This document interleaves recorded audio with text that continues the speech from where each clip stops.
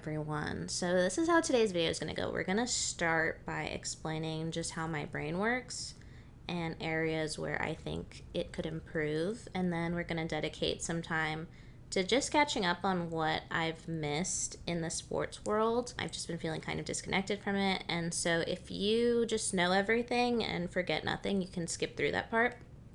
And then finally, we're going to spend some time determining the role I hope for sports consumption to play in my life. So, on the topic of my brain, right now I'm finding myself really focused on being as intentional as I can be. And I'm optimistic in that I just feel like I have so much more life to live. And I just have a lot of things that I want to accomplish. And it's hard to talk about this in a way that's not like wake up at 4 a.m., grind set, motivational speaker kind of way. But I feel like when I break it down, it doesn't sound as intense.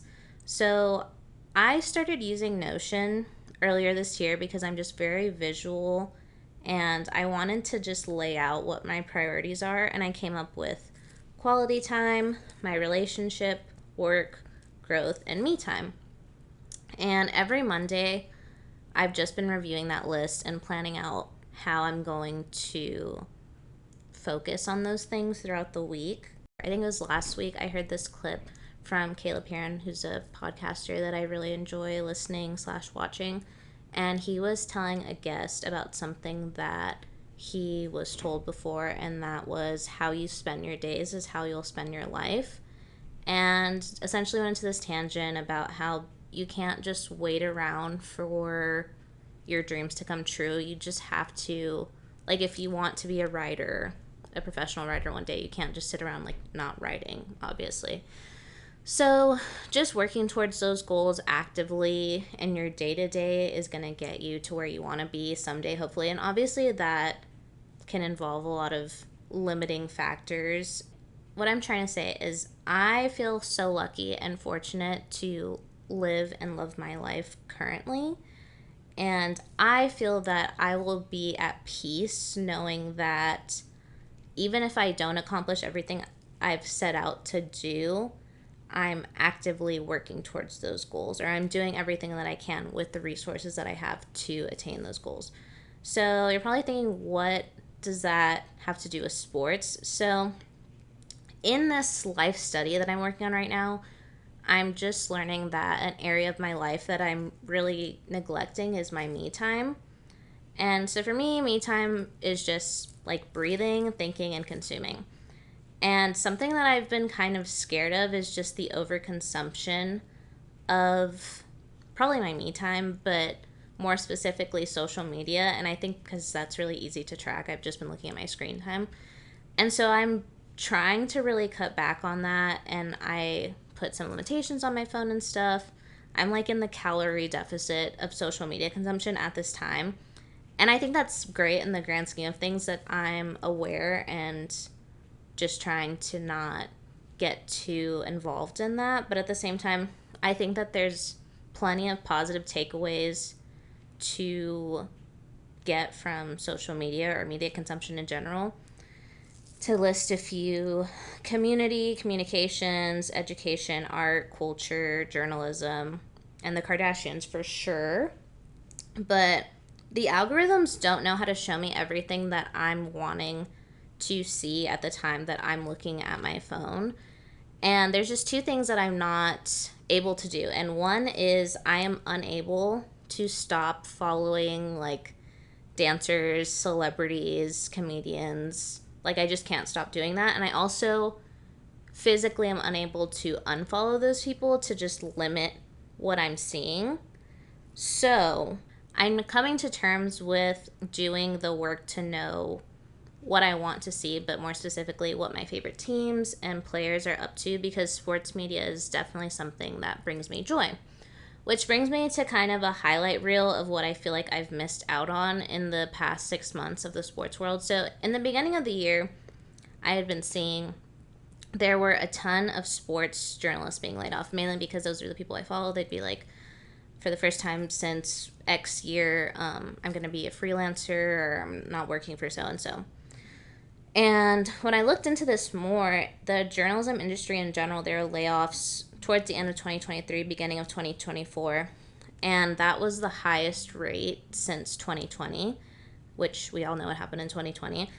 And what I've gathered is there's just speculation about these journalists being replaced by AI because, obviously AI robots don't require a salary or benefits. So way cheaper and, supposedly can do the work faster. And I feel really terrible for these reporters and their families because what I've always hoped is that despite what we were fed in journalism school, which is that journalism is a dying art, it's going to be a difficult thing you do for a living. I've always hoped and I think thought that journalism would just go through a rebrand and be able to still be relevant and make a profit in the digital media space, but it would just take some time to navigate that. And I know that's obviously easier said than done, but I just like to have hope that that's still possible. So that's that. And then next I wanted to talk about Caitlin Clark. So for some background, while playing at the University of Iowa, she received numerous awards and broke a ton of records. But to name a few, she became Iowa's all-time leader in scoring and assists, achieved the most 30-game points by any man or woman in Division I in the past 25 seasons, and broke the Big Ten all-time scoring record. So naturally, she was drafted first in the WNBA to the Indiana Fever in 2024, and her debut drew in an average of 2.1 million viewers, which makes it the most watched WNBA game in more than 2 decades. And since her debut, she has continued to break records and sell out arenas. So that's awesome. But despite all of this success, she has received her fair share of criticisms. And I think I'm going to try to be objective about this. I don't see anything wrong with her just being amazing, but some former and current players in the league have claimed she doesn't deserve all of the credit from the seismic shift. And while that's obviously true to some degree, I think that they're just kind of like, they're basically saying you exist in the context of all in which you live and what came before you, which I think we're all aware of. But I think that the focus should be on celebrating this person's success and how awesome this transition is. This is a big reason that I wanted to just lock back into sports, because I think that we're very lucky to be alive during this time. And something that I've said so many times is that there's just so many people that are like, the WNBA will never become what the NBA is. And to that I say, good things take time. So for context, the NBA started in 1949, and it took about 30-ish years to get to where it is now. And let's not forget, when the NBA started, players were literally dying from being on crack, okay?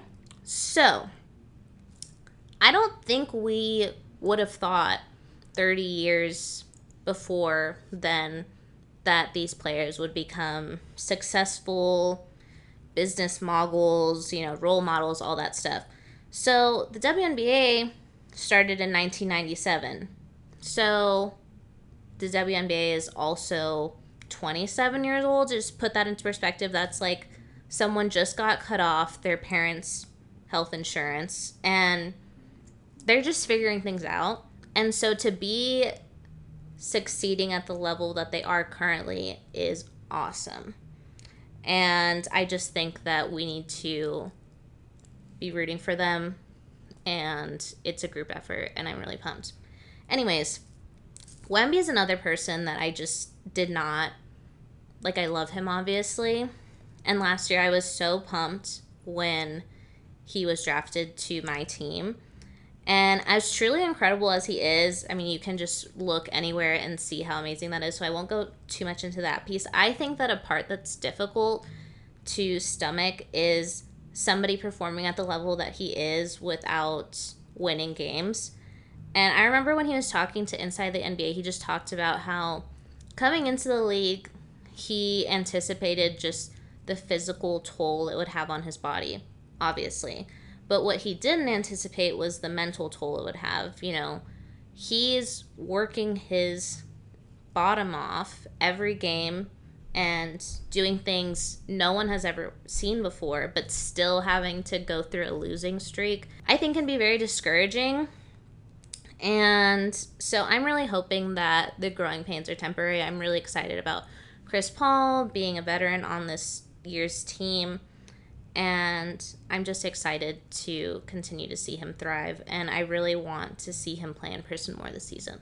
And I hope that I know that there's so much more to come of him and his career.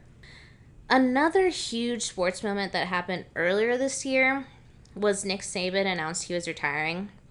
And I mean, we could talk about forever how he changed college football, all that stuff.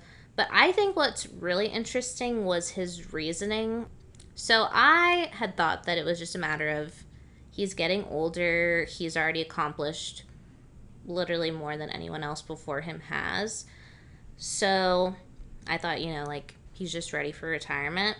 But what I learned was that the transfer portal and NIL dealings actually contributed to his decision. And Saban said, "So I'm saying to myself, maybe this doesn't work anymore, that the goals and aspirations are just different, and that it's all about how much money can I make as a college player. I'm not saying that's bad. I'm not saying it's wrong. I'm just saying that's never been what we were all about. And it's not why we had success through the years." And he also mentioned actually that Alabama, the way that they reacted to their loss to Michigan in the playoffs, was a contributing factor.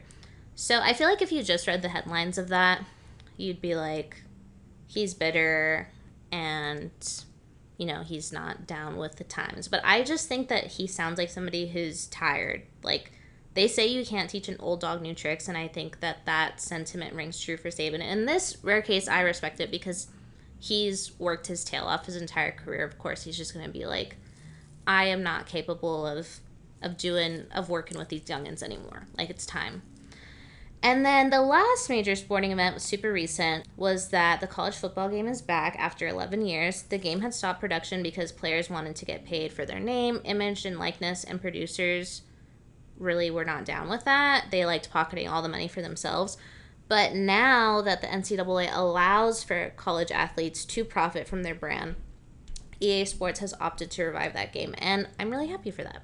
So, yay, that's all of that. Lastly, I'd just like to shift into determining the role I want for sports to play in my life and the steps I'm planning to do to accomplish this. So, I feel like the piece that I've just been missing the most is a sense of community. And just because for me, that's what sports is just all about. And this past season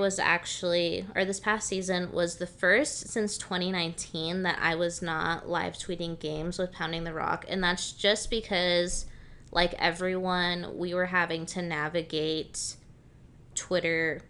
X, in the new Elon Musk space. So there's just certain limitations that we have to deal with now that we didn't have to before. But I'm really excited because I will be live tweeting games this next season. And what I loved about live tweeting games from an SB Nation affiliate was mainly that nobody knew who I was. More specifically, they didn't know my gender. Because sometimes when you're a woman talking about sports, it can make certain people feel a certain type of way and say certain things. And I think that you can really grasp that best if you just look at anytime the NBA has posted something about the WNBA. If you just look through the comments really briefly, you'll get what I'm saying. But that's a story for another video. Another thing that I'm planning on doing for myself is I'm going to be utilizing X's list feature so I can just compartmentalize what I'm going on to see. Right now it's just super overwhelming. I don't know. I think it's just that I'm kind of I've distanced myself. I'm being Nick Saban in this, and that I don't want to adapt and learn to the new Twitter space, but I need to because I am able to. So I was going to do like a Spurs list, a UT list, a WNBA list. I have all these ideas in mind, but I'm really excited about that. And then I also need to figure out how to watch live games without kind of a situation where there's like a cat dancing on the screen. also just in a way that's like money conscious. So that's something that I'll need to figure out. And then also, as somebody who graduated with a bachelor's in journalism, I'm going to subscribe to a news site or more. I haven't decided how many. I think that that's good because right now, like, I'll like an article and then I click on it and it's like, if you were a subscriber, you could access this. And I'm like, I understand that you guys need this, but I'm not going to subscribe at this time. But I am going to change my mind. And I'm also going to do some more research on just creators that I enjoy listening to or interacting with, just to kind of incorporate into my drive or maybe while I'm working out, stuff like that. And then if I'm feeling super ambitious, I'll start using Reddit. But that would be just kind of if that's kind of a last resort for me, no offense, but we'll see. Overall, I'm just proud of myself for taking the time to do this. As an only child, I really have to talk out loud to myself, and I guess that involves the camera if need be, to just process everything in my life. And yeah, so I feel lighter and better already. I'm hoping all is well with everyone. Thank you so much for watching. TTYL, and goodbye.